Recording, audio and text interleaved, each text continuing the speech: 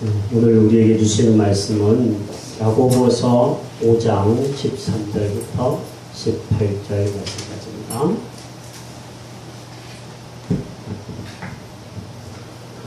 야고보서 5장 13절부터 18절 말씀까지입니다. 우리 뜻을 생각하면서 하나님이 주시는 말씀 같이 읽겠습니다. 시작. 너희 중에 고난당하는 자가 있느냐? 그는 기도할 것이요. 즐거워하는 자가 있느냐? 그는 찬송할지니라. 너희 중에 병든 자가 있느냐? 그는 교회의 장로들을 청할 것이요.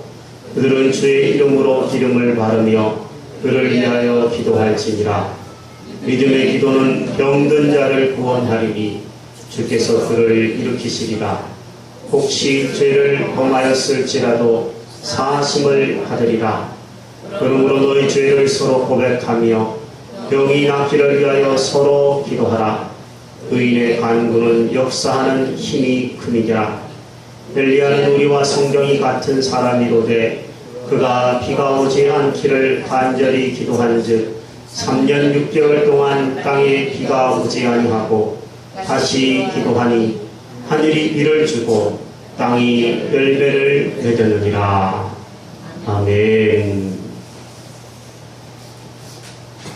오늘은 우리의 영혼의 호흡이라고 일컬어지는 또 영혼의 대화라고 말할 수 있는 기도에 대해서 함께 살펴보려고 합니다. 우리의 기도의 대상은 하늘에 계신 하나님 아버지이십니다. 그 하나님은 전능하신 하나님이시고 우리의 아버지가 되시는 분이십니다. 저는 아버님이 돌아가신 이후에 하나님을 아버지로 모신다라는 것이 얼마나 중요한 것인지를 몸으로 배웠습니다. 육체의 아버지가 살아계실 때에는 시골에 계셨습니다. 중요한 일이 있을 때는 시골에 찾아가서 의논을 했었습니다. 하지만 이제 아버님은 시골에 계시지 않습니다. 그러나 영적인 아버지가 내 안에 계시고 어디에나 계십니다. 기도로 그 하나님을 항상 어디에서나 만날 수 있고 대화할 수 있고 의논할 수 있고 도움을 요청할 수 있다는 것이 참 감사한 일이라는 것들을 피부로 느끼고 있습니다. 오늘은 이 기도의 특권, 믿는 자에게 주어지는 특권인 이 기도에 대해서 함께 하나님이 주시는 메시지를 받으려고 합니다. 먼저는 우리가 언제 기도해야 되는지를 함께 살펴보겠습니다. 성경은 우리에게 쉬지 말고 기도하라고 분명히 말합니다. 쉬지 말고 기도한다. 그러면 24시간 내도록 기도한다라는 말이 아니라 시간을 정해놓고 정기적으로 열심을 다해서 기도한다라는 말인데, 쉬지 말고 기도해야 되는 것도 사실이지만 특별히 기도해야 될 때가 있다라고 오늘 본문은 우리에게 가르쳐 줍니다. 13절 말씀해 보니까 너희 중에 고난당하는 자가 있느냐? 그는 뭐 할 것이요? 기도할 것이요. 언제 기도해야 된다는 겁니까? 고난을 당할 때 특별히 기도하라는 얘기입니다. 14절 말씀에는 보면 너희 중에 병든 자가 있느냐? 그는 교회의 장로들을 청할 것이요. 여기서 장로라는 것은 목회자를 1차적으로 일컫는 표현입니다. 병든 자가 있을 때, 병이 들었을 때는 혼자 기도하는 것도 좋겠지만 목회자를 청하여 함께 기도하라. 특히 고난받고 병이 들었을 때 기도할 것을 우리에게 명령하고 있습니다. 우리 인생에는 좋은 일이 있을 때가 있습니다. 기쁘고 행복하다. 이 행복이 깨지지 않았으면 좋겠다. 이럴 때가 있습니다. 여러분, 그럴 때 여러분 하나님을 찬송하시게 되시기를 바랍니다. 하지만 고난의 때가 찾아오는 것이 인생입니다. 우리의 인생은 뜨거운 여름날이 있는가 반면에 추운 겨울날도 같이 있습니다. 사람들은 대개 추운 겨울날 인생에 고난이 찾아오면 불평을 합니다. 신세를 한탄합니다. 술을 마시는 분들도 있습니다. 고통스러운 현실을 잊기 위해서 다 그렇게 하는 겁니다. 하지만 그렇게 할수록 점점 더 고통 속으로 빠져들어가는 것을 어찌할 수가 없습니다. 하나님은 우리 그리스도인들에게 기도라고 하는 무기를 주셔서 고난을 당하고 인생의 추운 겨울을 만나면 기도할 것을 얘기하셨습니다. 고난이 주어진다면 하나님이 기도하라 라고 하는 신호를 보내고 있다는 것들을 기억하시기 바랍니다. 고난 중에 고난이 있다면 육체가 아픈 것, 또 혹은 마음이 아픈 것, 이 아플 때라고 생각합니다. 하나님은 우리가 병이 들었을 때는 혼자 기도하지 말라고 하는 이유가 있다고 저는 생각합니다. 아프면 기도가 안 돼요. 기도하고 싶은데 아프면 만사가 귀찮습니다. 그래서 어찌 보면 장로를 택하여서 청하여서 기도하라고. 그러면 그 장로는 주의 이름으로 머리에 기름을 바르고 기도할 것이라고 이야기합니다. 여기 기름을 바른다는 이야기는 1차적으로 약을 사용한다는 얘기입니다. 초대교회 옛날 시절에는 기름을 의학으로 사용했거든요. 그런 흔적들이 많이 있습니다. 육체의 기름 의학뿐만 아니라 성령 하나님의 기름 부으심, 도우심을 의지하라는 얘기일 것입니다. 우리는 의학도 필요하고 기도도 필요한 사람입니다. 하나님 앞에서 예를 들어서 병이 들었다고 한번 생각해 보십시오. 요즘에 감기가 아주 기승이더라고요. 독감 정도 감기가 많이 걸려 있어요. 저희 집에도 두 사람이 아파 쓰러졌다가 최근에 회복이 되었습니다. 많이 아프신 것 같아요. 오늘 아침에도 선생님 한 분이 아침에 선생님 학생들을 가르쳐야 되는데 가르치지 못하고 연락을 받아보니까 아프대. 몸이 아프고 몸이 아픈 것뿐만 아니라 마음이 아픈 사람들이 우리 시대에 참 많이 있는 것 같습니다. 아프면 여러분 병원으로 가셔야 됩니다. 병원을 찾아야 합니다. 하지만 병원만 믿고 있기에는 우리의 아픔의 부위는 너무 방대합니다. 몸이 아프면 병원에 가서 어느 정도 치유함을 얻고 완화시킬 수는 있을 것입니다. 하지만 여러분 마음이 아프고 영혼이 아픈 것은 어디를 찾아가야 된단 말입니까? 우리를 만드신 하나님, 우리의 육체뿐만 아니라 마음과 영혼까지 잘 아시고 고칠 수 있으신 라파의 하나님, 그 하나님께 기도로 나아갈 수 있을 때 하나님의 놀라운 도우심이 있을 줄로 믿습니다. 예수님은 가장 생애에 힘들고 어려운 순간에도 특히 기도하셨던 분이십니다. 3년 동안 한솥밥을 먹으면서 한 입을 덮고 살던 제자들이 예수님을 배신할 때도 예수님은 기도하셨습니다. 십자가를 져야 하는 고통의 순간에도 예수님은 더욱 기도하기를 힘쓰셨습니다. 예수님이 누구십니까? 하나님의 아들이십니다. 기도가 사실은 필요 없으신 분이십니다. 그런데도 예수님은 친히 기도의 모범을 보여주셨습니다. 왜요? 우리도 고난과 어려움의 순간에 이렇게 기도하라 라고 모범을 보여주신 줄로 믿습니다. 혹시 여러분이 겪고 있는 고난은 뭡니까? 몸이 아픈 겁니까? 아니면 마음이 아픕니까? 우울합니까? 진로가 불투명해서 힘듭니까? 경제적인 어려움들 때문에 고통스럽습니까? 결혼의 배우자가 안 나타나서 기도하고 있습니까? 고통을 이기기 위해서 이것저것 해보지 않으셨습니까? 이제 그 모든 이것저것 해보다가 안 돼서 하나님 앞에 나온 분들이 있다면 더욱 간절히 하나님께 기도로 메어 달려보시기를 바랍니다. 하나님은 혼자 기도하기 힘들다면 목회자를 청하여 기도하라고 말씀하시기도 합니다. 여러분 홀로 기도하시되 또 필요하시다면 여를 부르셔서 함께 기도하여 놀라운 하나님의 역사를 경험하게 될 수 있기를 주의 이름으로 축복합니다. 언제 기도해야 되느냐 하면 항상 기도해야 되지만 특히 고난받고 어려울 때, 병들었을 때 기도의 줄을 붙잡는 여러분들 되시기를 바랍니다. 두 번째로는 어떻게 기도해야 되는지도 이 본문은 우리에게 가르쳐주고 있습니다. 어떻게 기도해야 된다고요? 15절 말씀을 같이 읽겠습니다. 시작. 믿음의 기도는 병든 자를 구원하리니 주께서 그를 일으키시리라. 혹시 죄를 범하였을지라도 사하심을 받으리라. 아멘. 믿음으로 기도를 드리라 말하고 있습니다. 기도를 하는데 믿음 없이 기도하는 것은 응답이 없다라는 얘기입니다. 믿음을 가지고 기도를 드리라는 것이죠. 믿는다라는 게 뭘까요, 여러분?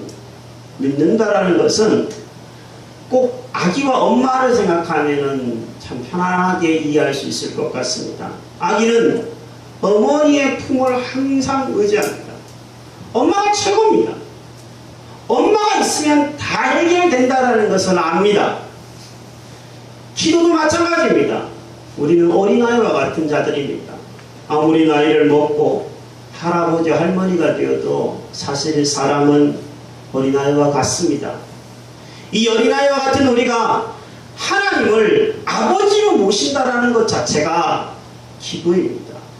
진심으로 의지하고 하나님이시면 해결된다, 하나님이시면 족하다, 그러한 마음으로 하나님을 의지하는 것, 그것이 바로 믿음의 기도입니다. 이런 이야기가 있습니다. 베트남 전쟁 때에 있었던 일이라고 합니다. 전투 중에 미군 병사가 총에 맞아서 부상을 당했습니다. 총알이 빗발칩니다. 그 전쟁통에 부상당한 병사를 구할 수 있는 사람은 없었습니다. 그런데 그때에 동료 병사 하나가 시계를 쳐다보더니 부상당한 병사 쪽으로 자신의 몸을 날렸습니다. 그 모습을 지켜본 많은 사람들은 깜짝 놀랐습니다. 자기의 목숨을 내놓고 동료 병사를 살리겠다라고 하는 그 의지 앞에 모두 다 감탄을 금할 길이 없었습니다. 다행스럽게도 두 사람 다 목숨을 건지고 부상당한 동료 병사도 무사히 구출을 해냈다고 합니다. 그래서 두 명의 병사는 다 살아났습니다. 전투가 끝나고 지휘관은 총에 맞은 병사를 구해온 병사를 불렀습니다. 자네는 왜 전투 중에 시계를 쳐다보면서 동료 병사에게 달려갔는가 물었습니다. 그러자 이 병사는 이렇게 대답을 했다고 합니다. 예, 제가 전쟁터에 나가려고 할 때에 저희 어머니께서는 저를 위해서 매일 기도해 주신다고 약속하셨습니다. 매일같이 12시 정각이 되면 정기적으로 기도할 테니 안심하고 다녀오라고 말씀하셨습니다. 제가 시계를 보니 12시였습니다. 저는 어머니가 저를 위해 기도하고 하나님이 제 기도를, 그 어머니의 기도를 들으셔서 저를 지키실 것으로 믿었기 때문에 동료를 향하여 구할 수 있었습니다. 대답했다고 합니다. 여러분, 믿음의 기도는 바로 이런 겁니다. 하나님이 그 기도를 들어주실 줄로 믿고 행동하는 것이죠. 교회에서 대표 기도를 하시는 분들이 있습니다. 부담스러워 하시더라고요, 성도님들이 상당히. 그런데 왜 부담스러울까 제가 한번 생각해 보았습니다.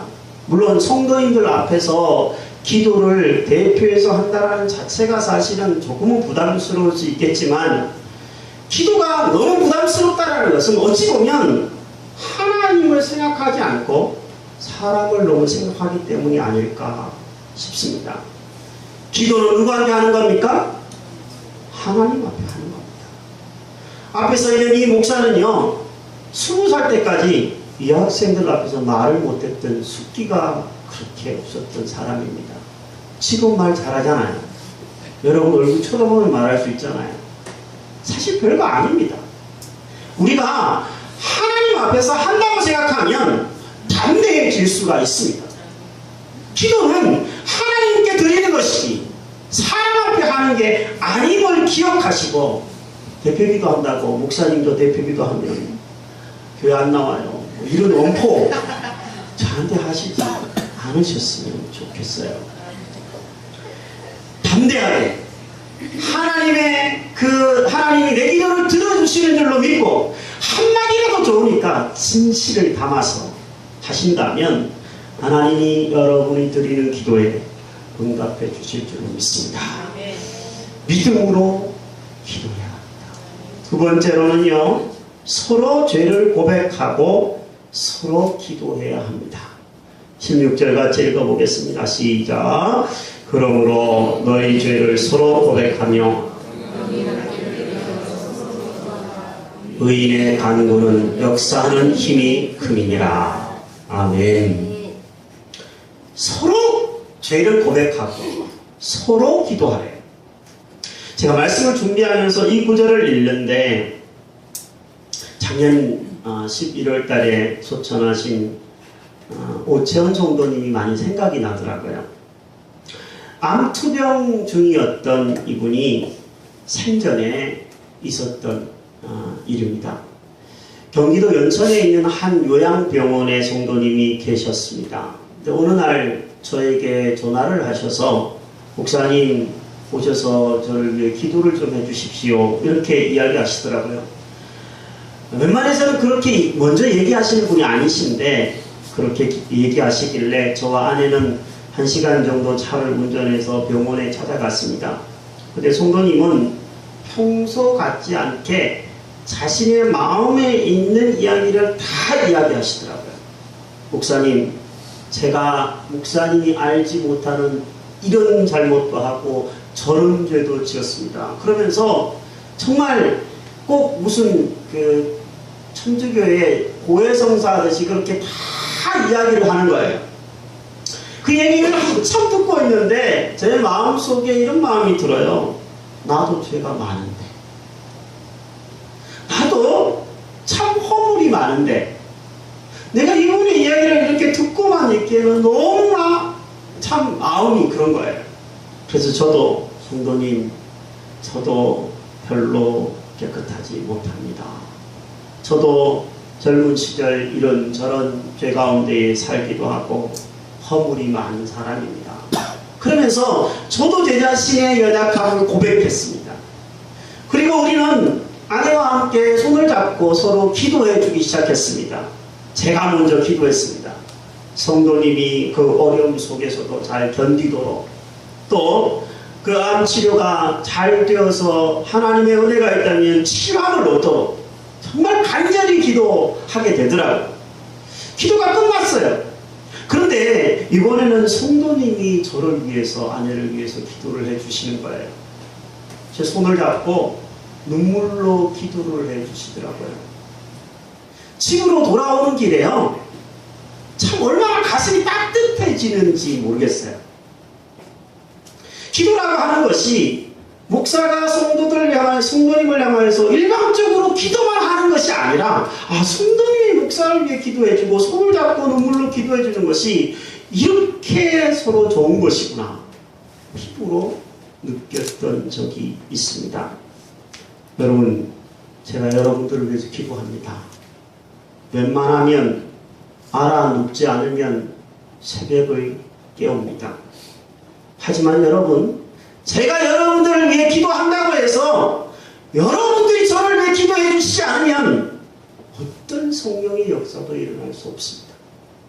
저는 여러분에게 감히 요청드리고 싶어요.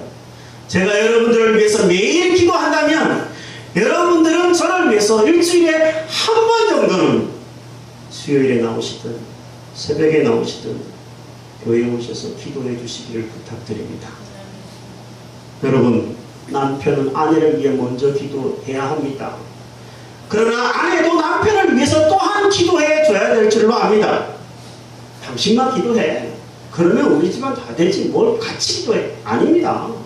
서로 기도하라고. 서로 연약하기 때문에 서로 붙들어 주라고 말합니다. 부모는 자녀를 위해서 기도해야 될 것입니다. 하지만 자녀도 부모를 위해서 기도하기를 즐겨해야 할 줄로 압니다. 하나님은 서로 고백하고 서로 기도하라고 우리에게 말씀해 주십니다. 고난당할 때 누군가 나를 위해 기도해 준다면 참 행복한 일일 겁니다. 고마운 일일 겁니다. 아무도 나를 위해 울어주지 않고 아무도 나를 위해 기도해 줄 사람이 없는 사람이라면 여러분 불행한 겁니다.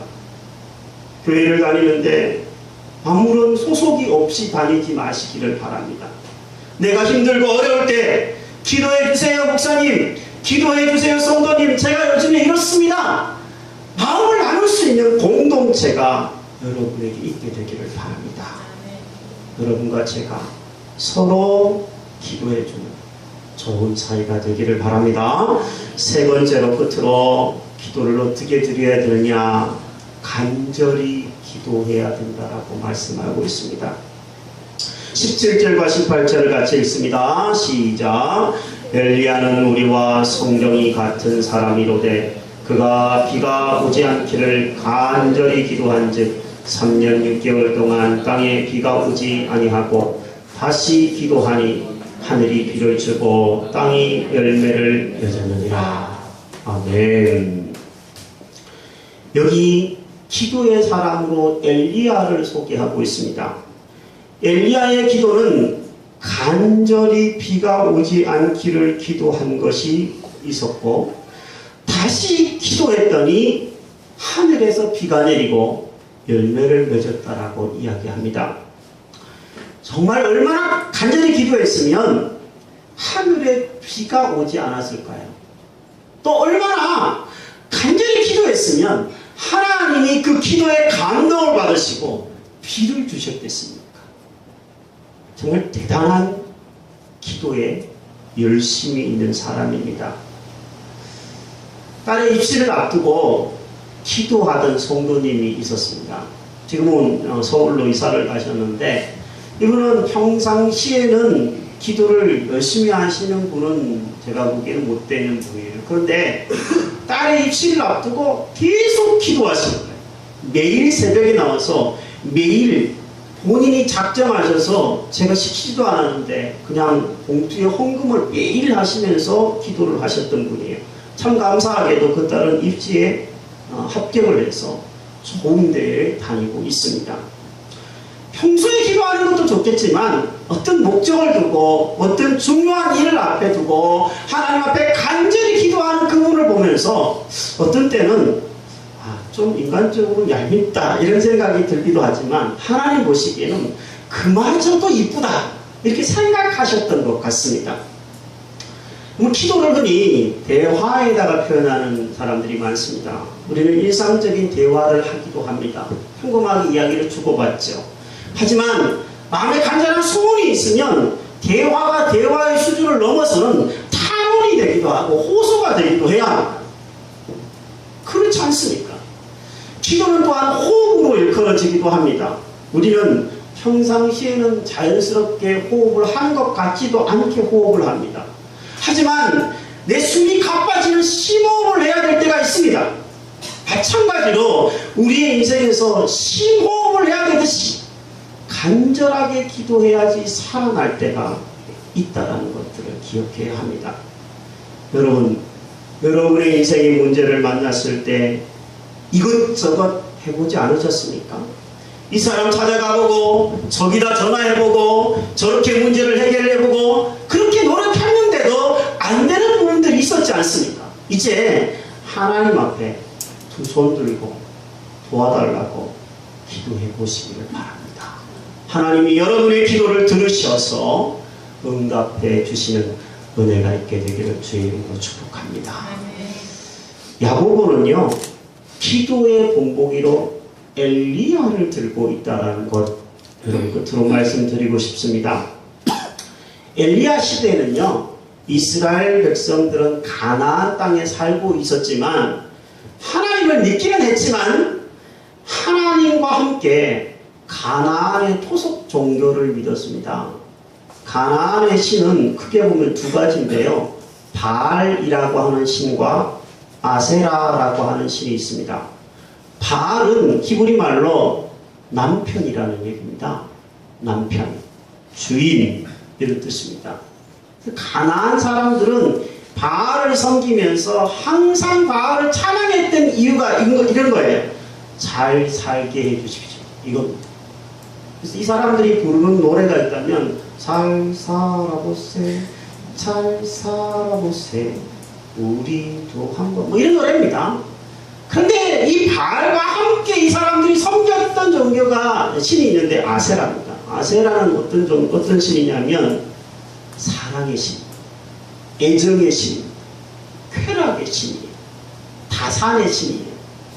그래서 이 아세라를 섬기는 사람들의 노래가 있다면 아마 이런 겁니다.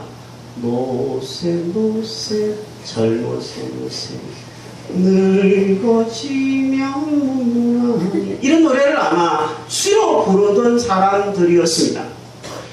하나님을 믿는 사람이 잘 살아보세 노세 노세 젊어서 노세 같이 하나님과 바알을 같이 섬기고 하나님과 아세라를 같이 섬기는 시대에 하나님은 엘리야를 부르셔서 기도하게 하셨습니다. 엘리야가 어떤 사람인지 아십니까? 정말 대단한 사람이 아니에요. 어떤 때는 하나님의 선지자로서 850명의 아세라 선지자들, 바알 선지자들과 싸워 이기기도 했지만 어떤 때는 너무 기분이 다운돼서 차라리 저 죽여주세요 하나님, 저 죽고 싶습니다 말할 정도로 우울했던 사람이 엘리야입니다. 우리랑 똑같습니다. 어떤 때는 신앙으로 살아보려고 많이 노력하지만 어떤 때는 그냥 짜물어져서 교회 가기도 싫어하는 우리의 모습과 너무나 닮은 사람이 엘리야입니다. 하지만 하나님이 엘리야의 간절한 기도를 들으시고 하늘의 비를 멈추면서 3년 6개월 동안 비가 내리지도 않게 하셨고 또다시 간절히 기도했을 때 하늘의 비를 내리셔서 열매를 맺게 해주셨다라는 것을 우리는 바라봐야 합니다. 사랑하는 여러분, 세상 사람들의 목표는 잘 먹고 잘 사는 겁니다. 노세 노세 젊어서 노세입니다. 하지만 우리의 목표는 무조건 잘 먹고 잘 사는 게 아니라 하나님 보시기에 똑바로 사는 것 아니겠습니까? 그러려고 여러분과 제가 하나님 믿는 것 아닙니까? 이 악한 세상, 쾌락이 난무하고 무조건 돈만 잘 벌면 된다라고 생각하는 이 세상에서 우리가 이기기 위해서는 기도가 반드시 필요한 줄 믿습니다. 기도가 신앙의 본질입니다. 시간을 정해서 기도하시기를 바라고 열심을 품고 기도하시는 여러분들 되시기를 주의 이름으로 부탁드립니다. 이 시간 함께